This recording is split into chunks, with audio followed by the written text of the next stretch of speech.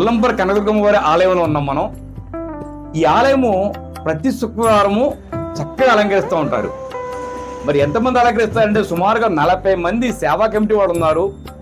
రకరకాల అలంకరణ చేయడానికి వాళ్ళందరూ కూడా సహకరిస్తూ ఉంటారు. ముఖ్యంగా మన పోతలో సత్యనారాయణ కావచ్చు, అలాగే మిగతా టీం కావచ్చు, ఎవరైతే ఉన్నారో వాళ్ళందరూ కూడా ఈ అలంకరణలో ప్రత్యేకమైన నైపుణ్యం కలిగిన వారు. మరి శ్రావణ మాసం ఆఖరి శుక్రవారం సందర్భంగా అమ్మవారిని 10,000 గాజులతో అలంకరిస్తున్నారండి. ఈ అలంకరణ ఎలా చేస్తున్నారంటే సత్య గారు, మనం దీన్ని బ్యాక్డ్రాప్ అంతా మనం ఈ హార్ట్ ఇచ్చేసే తనకు ఇప్పుడే తను వర్క్ చేసే దాని గురించి ఇక ఫ్రంట్ వర్క్ నేను చేస్తున్నాను. దీనికి ఇంకా మళ్ళీ 4 వరుసలు దీన్ని వేసుకుని వెళ్దాం. అలాగే ఫ్రంట్ వర్క్ బ్యాక్ సైడ్ మనకి గాజులు కట్టలు ఏదైతే ఉన్నాయో ఈ కట్టలు ఈ ఆర్చ్ బ్యాక్ సైడ్ ఇచ్చుకుంటూ వద్దాము. సో అదేవిధంగా అమ్మవారు ఇక్కడి నుంచి మొదలుపెట్టి కింద వరకు అలాగా కట్టలను పేర్చుకుంటూ వస్తే అమ్మవారు ఎలా ఉండాలంటే గాజుల్లో కూర్చుందా అన్నాడు. గాజులు రాసిపోసి ఆ రాశిగా కూర్చుందా అనే విధంగా మనం ఈ సంవత్సరం మనం అలంకరణ చేస్తున్నాం.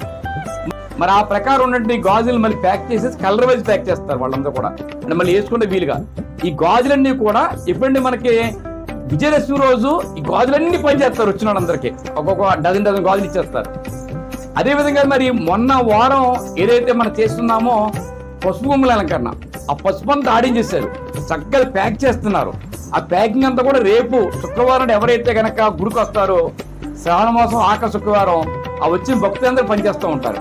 అనేక మంది వచ్చి ఈ గాజుల్ని దండలుగా కట్టి చక్కగా అవన్నీ కూడా చేస్తున్నారండి.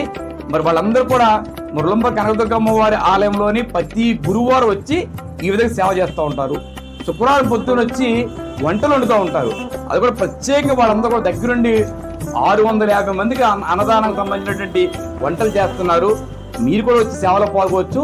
అనేక మంది మరి దేశ విదేశాలను, ఉభయ తెలుగు రాష్ట్రాలే కాదు దేశ విదేశాలు కూడా ఉన్నారండి. వాళ్ళందరూ అమ్మవారి భక్తులు ఎవరుతున్నారు వాళ్ళు 500, 1000, 2000 ఆ కార్యక్రమం బట్టి ఎంత అవసరమో అంతగా చేస్తూ ఉంటారు. ఆ కార్యక్రమం ఎంత అవసరం అవుతున్నారో డొనేషన్ క్లోజింగ్ పెట్టేస్తూ ఉంటారు. శ్రావణ మహోత్సవం ఫర్ ఎగ్జాంపుల్ మనకి అన్నిట్లు కలిపి ఒక 60,000 కావాలనుకోండి, ఇప్పుడు అకౌంట్ చూస్తారు 60,000 వస్తే సరే లేదనుకో 40,000 వచ్చింది, 50,000 వచ్చింది, 50,000 వచ్చింది, ఇంకా 10,000 కావాలంటారు. 60,000 వచ్చేసింది అనుకోండి, డొనేషన్ క్లోజ్, ఇంకా అవసరం లేదు. చాలా మంది అడిగింది ఏంటంటే ఆ డబ్బులు దాయొచ్చు కదా, మళ్ళీ సంవత్సరం ఉంటుంది అంటారు. మళ్ళీ సంవత్సరం ఉంటాక మనం మనుషులు ఏంటి, అమ్మవారు ఆవిడ మళ్ళీ సంవత్సరం తెచ్చుకుంటది. గత సంవత్సరం తెచ్చుకుంది, ఆ ముందు సంవత్సరం తెచ్చుకుంది, ఈ సంవత్సరం తెచ్చుకుంటుంది. ఆ మహాతల్లి ఆవిడ చేయించుకుంటుంది, మేము చేస్తూ ఉంటాం. ఆ మరీ ముఖ్యంగా మన అందరూ కూడా చెప్పొద్దు ఏంటంటే ఈ శుక్రవారం నాడు ఉదయం 7 గంటల నుంచి తప్పనిసరిగా అమ్మవారిని దర్శనం చేసుకుని ఈ యొక్క గాజులంకలు చూసి, అదేవిధంగాని పసుపు కుంకుమ ఆ ప్యాకెట్స్ ఏదైతున్నారో తీసుకెళ్ళి వస్తున్నాం. అలాగే సాయంత్రం వచ్చేసరికి 6 గంటలు మొదలు సాయంత్రం 6 గంటల నుంచి 9 గంటల వరకు నాన్ స్టాప్ గా ప్రతి 25 నిమిషాలకి ఒక బ్యాచ్ చెప్పు నాకు స్వామి కుంకుమలు జరుగుతాయండి.